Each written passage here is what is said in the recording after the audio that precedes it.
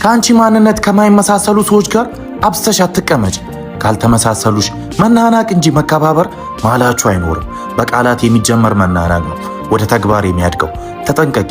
ዋጋሽን በሚያውቁ ሰዎች ራስሽን ክበቢ። ሊያከብሩሽ የሚችሉት እነሱ ናቸው። ምክንያቱም ክብርና አድናቆት በልመና አይመጣም። አሁንም የሰበረሽ ሰው የሚፈልግ ልብ ነው ያለሽ አይደል? እርግጥ ነው ታማኝ ነሽ፣ ግን አሁን ይበቃሻል። ጨክነሽ የቆምሽበት ቁስል አያምሽም።